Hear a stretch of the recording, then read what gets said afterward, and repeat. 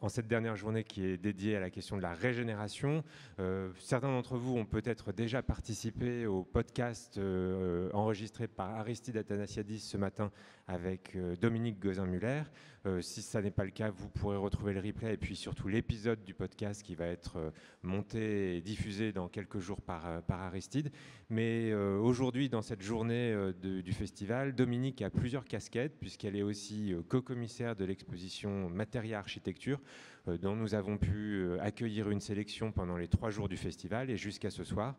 L'idée de cette session, c'est donc que Dominique, ici, vous donne en quelques minutes une introduction à l'exposition et puis qu'on puisse ensuite, très rapidement, aller la voir tous ensemble au rez-de-chaussée. Alors Dominique, c'est à toi.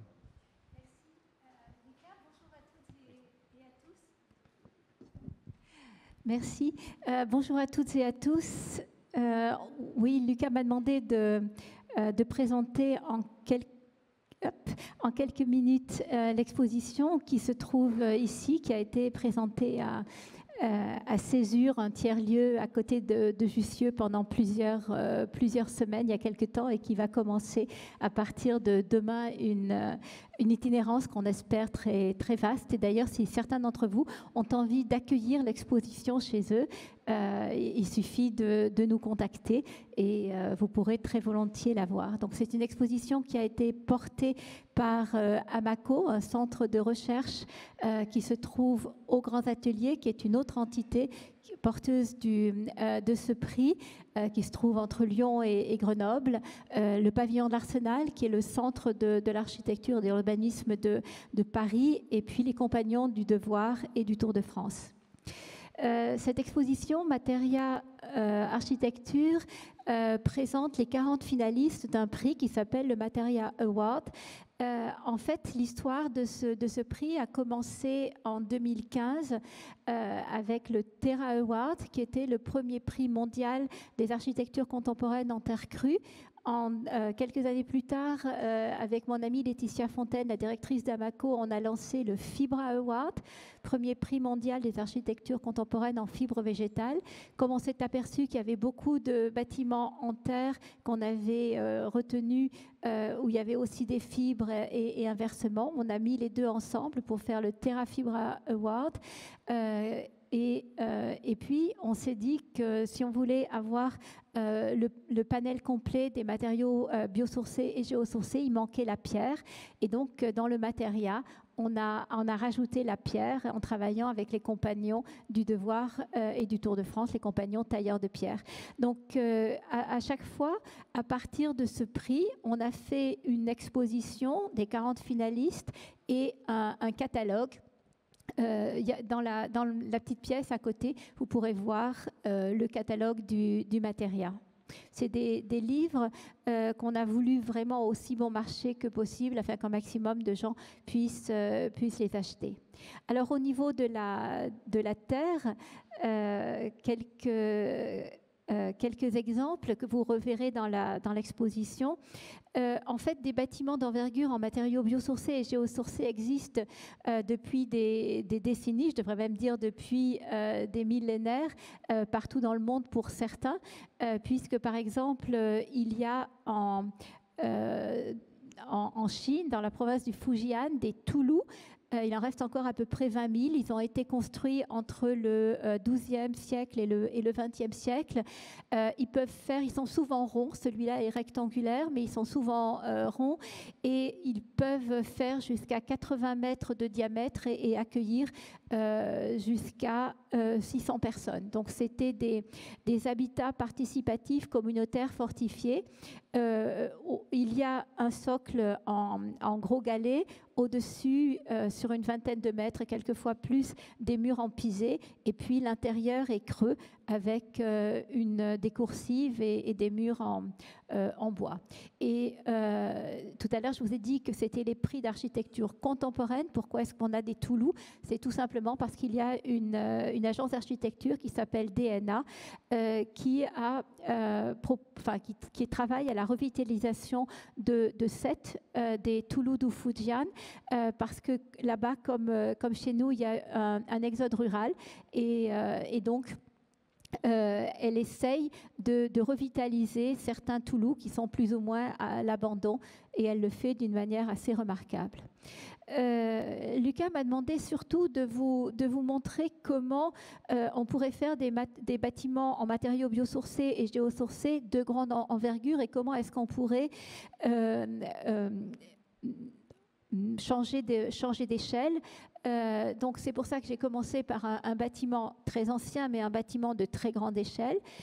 Et là, je voulais vous montrer d'autres projets où il y a eu déjà une rationalisation ou une standardisation de la construction. Ici, par exemple, pour ce projet au Pérou, il y a eu une préfabrication artisanale des panneaux de torchis pour que ça soit à la fois plus rapide à exécuter et pour réduire aussi les coûts. Là, vous les voyez en train de sécher dans la cour de ce centre culturel. On peut aussi, comme pour cette résidence de logements sociaux qui se trouve sur Ibiza, qui est construite en blocs de terre comprimés stabilisés, rationaliser le système constructif. C'est des bâtiments sociaux pour lesquels ils n'ont pas beaucoup de budget. Et en fait, il y a 2 bâtiments de ce bailleur social parmi les 40 finalistes de notre prix, celui-là avec des blocs de terre comprimés et un autre avec de la pierre qui est aussi extrêmement intéressant, et où ils utilisent à chaque fois de la pierre locale, de la terre locale, et aussi pour l'isolation de la posidonie qui sont des herbes marines.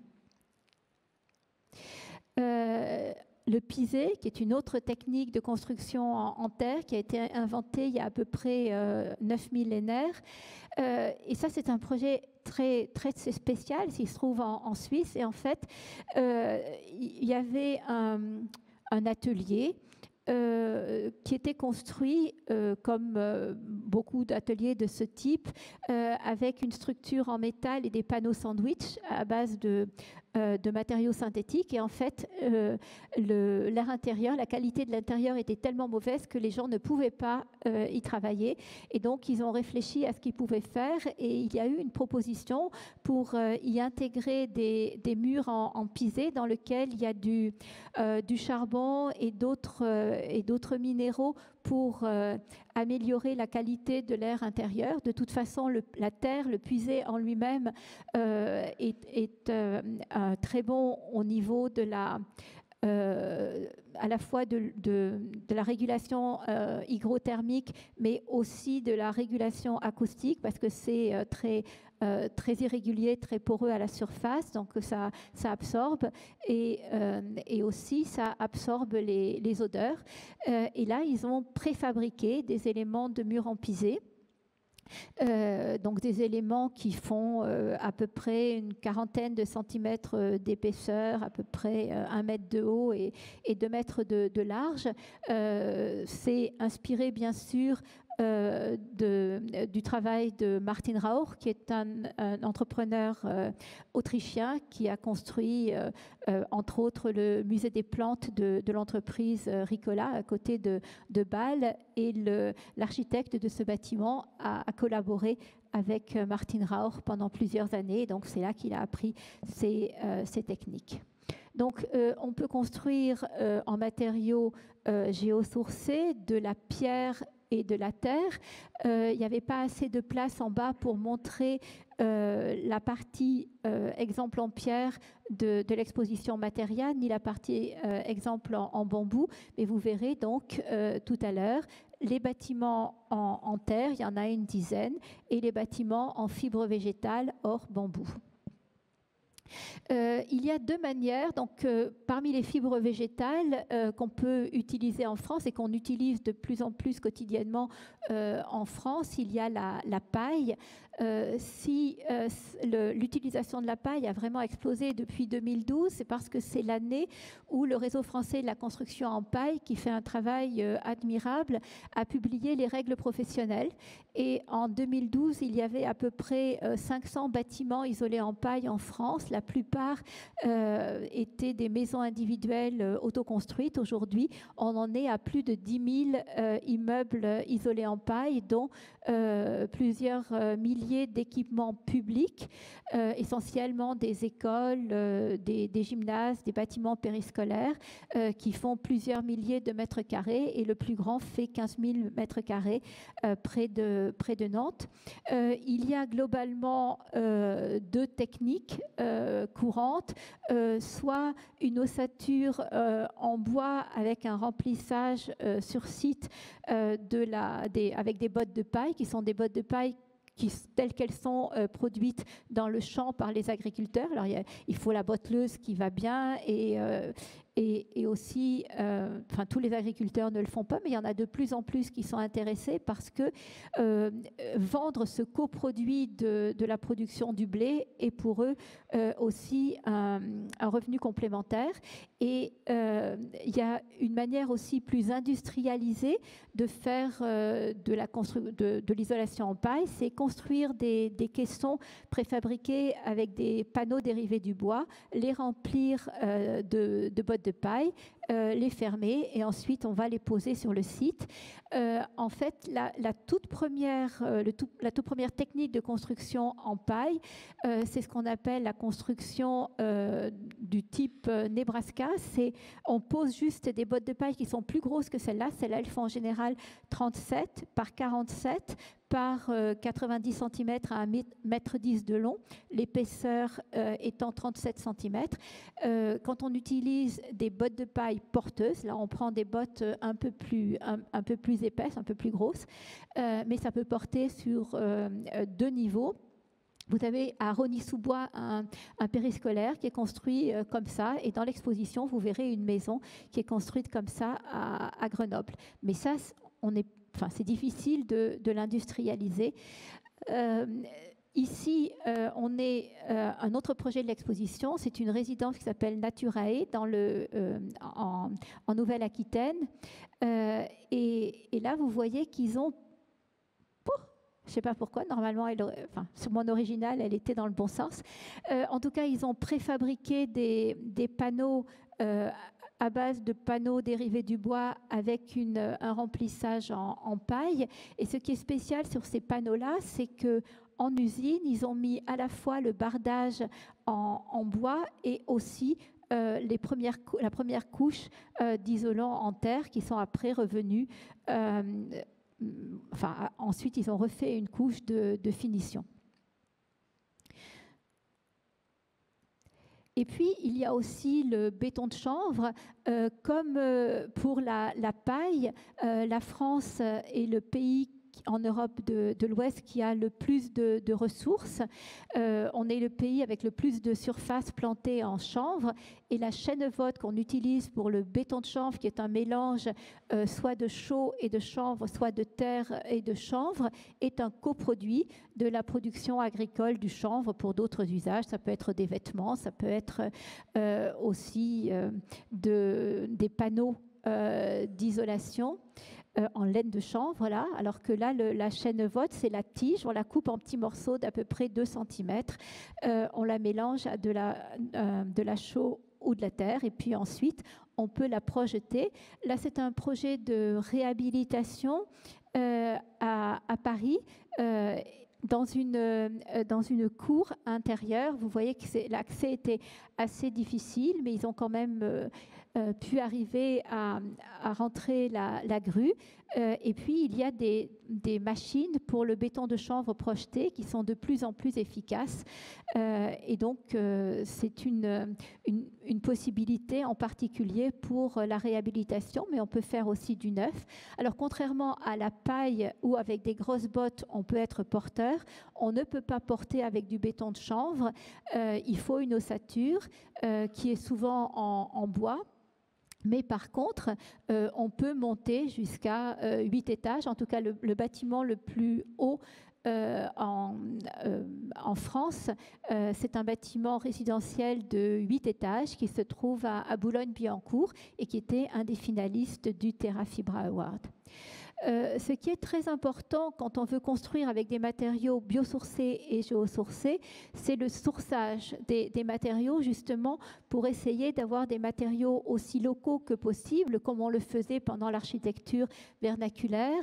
J'ai plusieurs casquettes. J'en ai une qui est celle d'être cofondatrice du mouvement pour la frugalité heureuse et créative.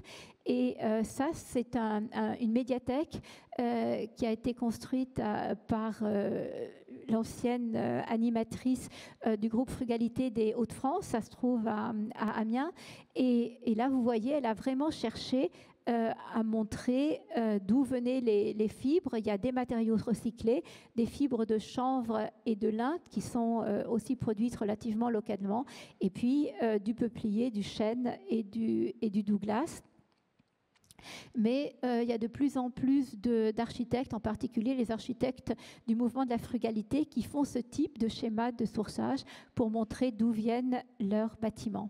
Et puis, ce qui est très, très important, quand on veut massifier, élargir l'utilisation de matériaux biosourcés et géosourcés, c'est d'avoir une cartographie des ressources. Et c'est pour ça qu'à la frugalité, nous avons fait une cartographie nationale. Vous pouvez aller voir sur cartographie frugalité.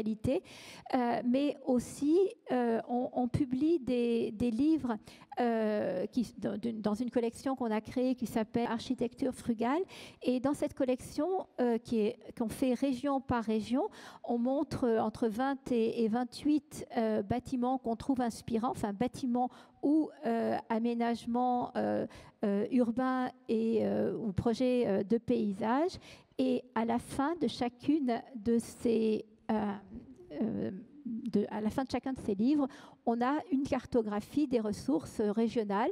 Là, c'est sur la Bretagne, et vous voyez que vous avez à la fois les scieries en feuillus et en résineux, vous avez les carrières de différents types de pierres, vous avez du grès et du schiste, par exemple, en Bretagne, et vous avez aussi les endroits où vous pouvez acheter de la terre ou de la paille.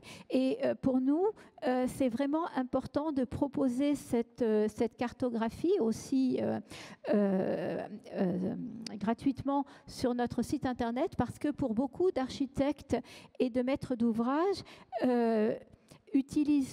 certains auraient envie d'utiliser des matériaux biosourcés et géosourcés, mais le gap est vraiment trop important parce qu'ils ne savent tout simplement pas où trouver ces matériaux. Et donc, si on leur propose cette cartographie où tout est répertorié, eh bien, cette espèce de grand gap que certains hésitent à franchir, eh bien, on l'a déjà franchi pour eux.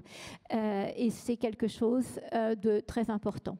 Donc, pour nous, quand on veut pour élargir la construction en matériaux biosourcés et géosourcés, on pense qu'il y a deux choses essentielles. C'est à la fois valoriser les ressources locales, biosourcées et géosourcées, mais aussi valoriser les savoir-faire, valoriser les artisans, valoriser les entreprises. On est persuadé que la main parle aussi directement au cerveau que le cerveau parle à la main, et on est persuadé que c'est en parlant les yeux dans les yeux à la fois en tant qu'architecte ou ingénieur, à la fois aux entreprises, aux artisans et aussi aux fournisseurs de ressources, aux carriers, aux scieurs, que l'on pourra élargir cet usage des ressources locales et des matériaux biosourcés et géosourcés. Merci.